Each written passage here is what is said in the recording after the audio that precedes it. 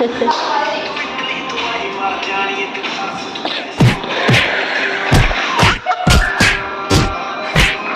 ভিকি কৌশল ভাই? আজকে তবা তবা নাচ দেখে আমি পুরো নির্বাক হতবাক সব হয়ে গেছি। তো আমি জোরে জোরে হাততালি দিচ্ছি, ওদেরকে অ্যাপ্রিসিয়েট করছি। আর আজকে আমরা থাকবো শ্রীপর্ণাদের বাড়িতে। তো এখন আমি বেরোবো, বিকেলে বেলায় আমি বসে আছি বাড়িতে, হালকা হালকা বৃষ্টি পড়ছে বাইরে। তো শ্রীপর্ণাদের বাড়িতে আজকে আমরা রাত্রে থাকবো। আর বাইরের বৃষ্টি কমে গেলে তো আমি বেরিয়ে পড়েছি, ওরা সবাই আগে আগে চলে গেছে, আমি পরে পরে যাচ্ছি, কারণ আমি একটু লেটুস। তো চলেও এসছি অটোতে করে ওদের বাড়িতে, আর নেমে পড়েছি রাস্তায়, এখন হেঁটে হেঁটে যাচ্ছি। 1 সেকেন্ড হাঁটলেই হয়ে যাবে, 1 সেকেন্ড না, সরি 10 সেকেন্ড হাঁটতে হবে। তো আমি 10 সেকেন্ড হেঁটে চলে এলাম, আর এসে দেখছি রান্নাঘরে এদের কি কাজ।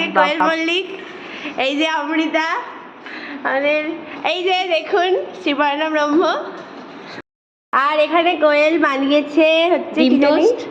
আরে না, ডিম টোস্ট, এটাকে কি চানাচুর মাখা, ঘটি গরম মাখা, দারুণ হয়েছে, পুরো একদম ঘটি গরম কাকুদের মতনই মেখেছে, কারণ ভবিষ্যতে তো এটাই করবে আমি জানি। আমাদের আজকে রাতের মেনু ছিল পোলাও আর মাংস, তো সেটারই রান্নার প্রস্তুতি চলছে, আর আমরাই রান্না করছি। তো শ্রীপর্ণা মাংসের জন্য কাটাকুটি করছে, আর এখানে গরম জলও বসিয়ে দিয়েছে, আর এখানে চাল টাল ভেজে নেব। এখন পোলাও রান্না চলছে, আর দেখো শ্রীপর্ণা কত কাজ করছে। দিচ্ছি এখন আমি, রান্নায় বেশি করে চিনি দিতে হবে, পোলাও তো এই জন্য, যাতে এরা খেতে না পারে।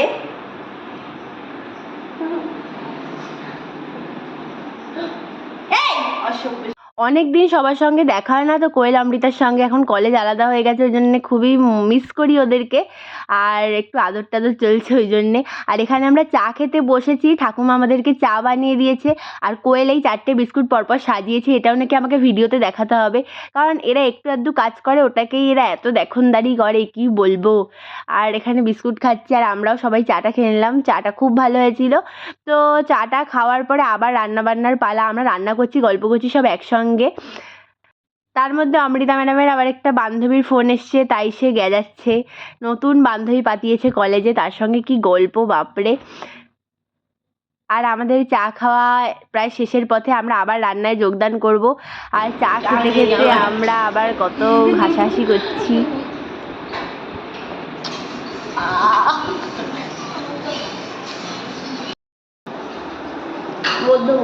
আমি আর শ্রীপর্ণা এখানে রান্না করছি, এরা আবার তাই ভিডিও করছে। তো পোলাও একদম প্রায় রেডি, আর কেমন হয়েছে কালারটা তোমরা অবশ্যই জানিও। শ্রীপর্ণা এদিকে মাংসটাও রান্না করে ফেলেছে প্রায়, এখনো মাংসটা একটু বাকি ছিল, লবণ দিচ্ছে। তো মিষ্টি মিষ্টি পোলাও সাথে ঝাল ঝাল মাংস, একদম পারফেক্ট কম্বিনেশন। আর আমার তো রান্নার থেকে ছ্যাবলামিটাই বেশি হচ্ছে, এ আবার হঠাৎ করে আমাকে আবার কোলে তুলে নিতে চেষ্টা করছে, মানে এক একজনের এক এক তাল। অনেকদিন পর দেখা হলে এরকমই হয়।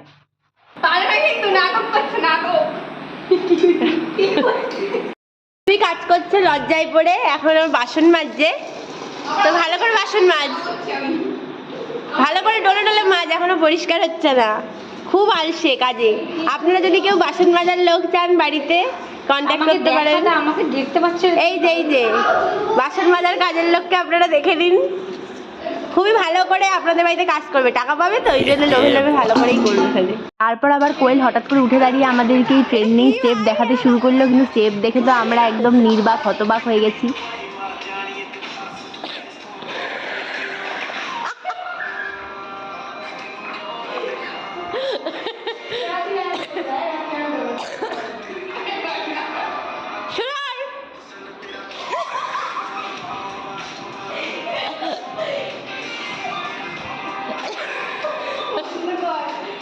এত সুন্দর নাচ দেখে হাততালি না দিয়ে আর পারলাম না, তোমরা সবাই এটাকে অ্যাপ্রিসিয়েট করো।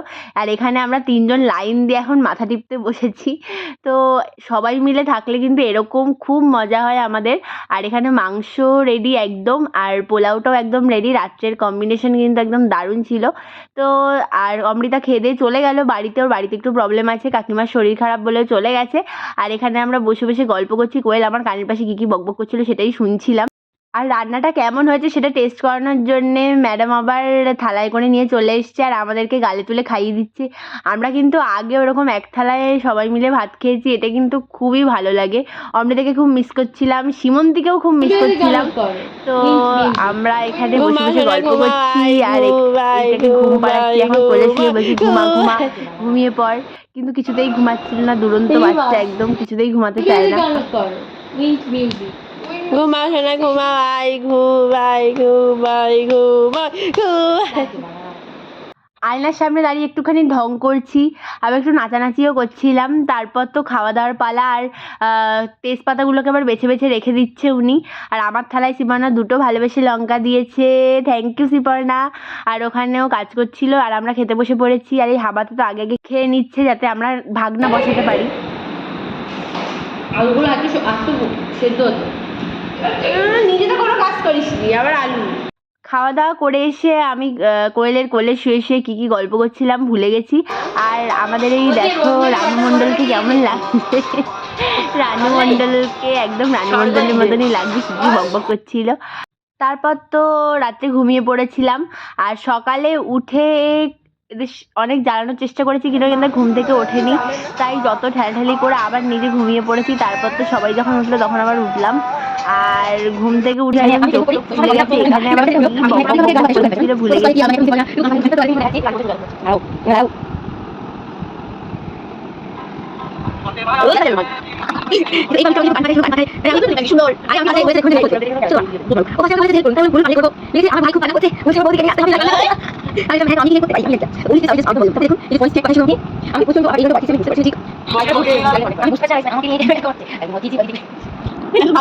বেলা বাড়ছে যত আর আমাদের বাড়ি যাওয়ার সময় তত ঘনিয়ে আসছে।